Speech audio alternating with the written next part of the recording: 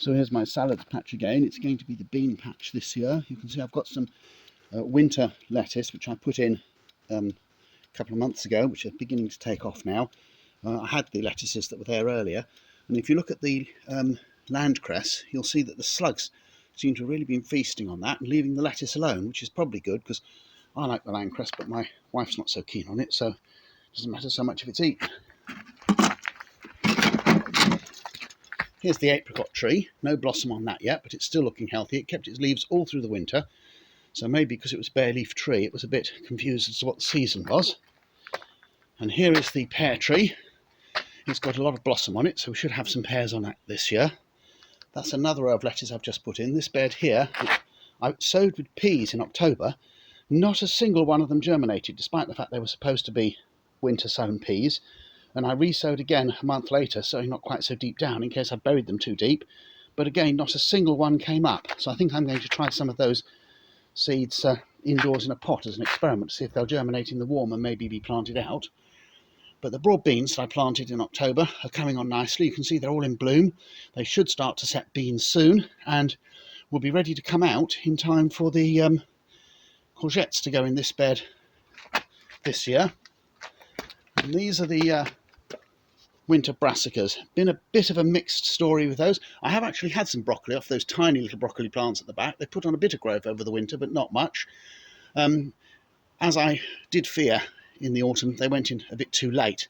You can see there's a tiny little broccoli flower on one just down there. Some of the others were a bit bigger than that. These are the red cabbages. I think again they were too late. They're probably not going to heart up, but I no need to take them out until I've got something else ready to go in here. And this is the kale. I'm hopeful I'll get something off the kale, and that's just a broccoli plant I put in where one of the kale plants died for some reason. So see what we get off that. This is going to be sweet corn this year, so I'll do a bit of hand weeding probably today to clear off the stuff I don't want growing there before it goes to seed. So sadly, although I have had a couple of small florets off the broccoli, it doesn't seem to be coming to very much. I have put in a couple of plants that were in the propagator which have survived a bit better. But you can see the ones out here were quite badly attacked by slugs. I put down some nematodes now, so hopefully they'll be all right. The cabbages, I think, again, they went in too late. They're sort of bolting, they're not hearting up at all, but we'll leave them for a while until we're ready to put something else in here. And this is the kale and another broccoli. The kale looks like it might come to something, so that's encouraging. But it is going to be quite small and quite late.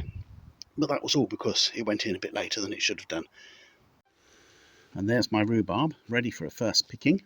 That's in the edge of our ornamental bed down the bottom here, but that's a really good place for it because it's a sun trap and it's an easy place for us to give it lots of water and food and to tip compost on and so on. I need to repair this wall a bit, but that's a job for later on in the year. And I've just been having a bit of a tidy up here because there was a lot of dead stuff here and a lot of buttercups. I do like buttercups, but don't really want them in my flower border, so I'm going to get some other stuff to put in there. You can see all those little onion-like leaves sticking up. They are actually onions. They're called allium and they have beautiful flowers.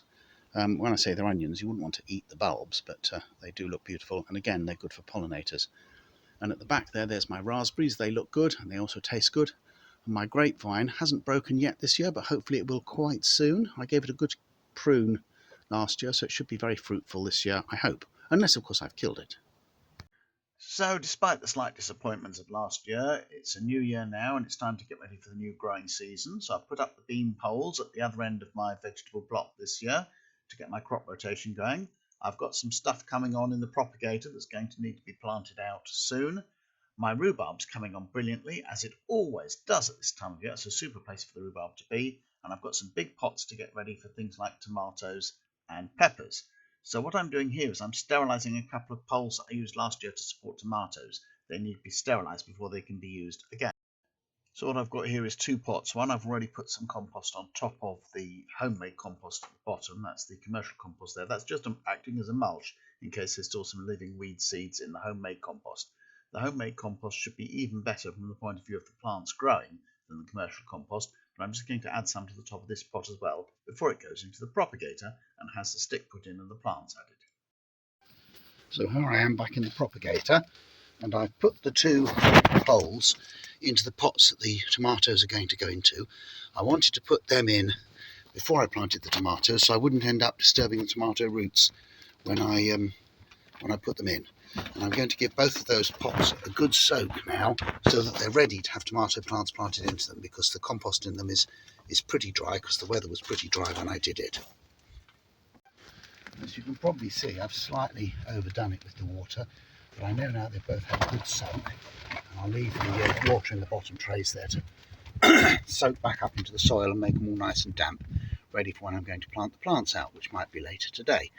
I've got two which are about this sort of size, so they're small to go out, but they're going to be in a sheltered spot, so they might as well go in the big pot early and have minimal disruption.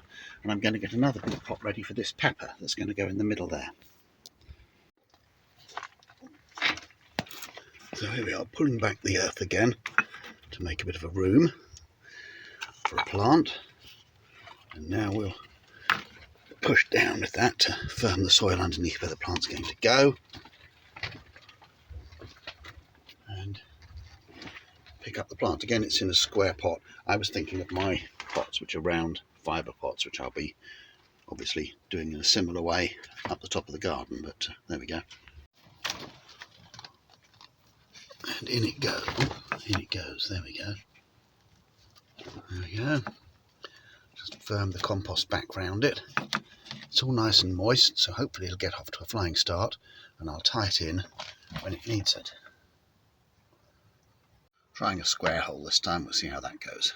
Final touch, I need to obviously make sure these labels don't end up being blown around the garden, but I've just put the label in each one so that I can see which variety is which. There, I've scrunched it in nice and firmly, and I'll have to add a stake to this one because I haven't already put one in, but it will need some support.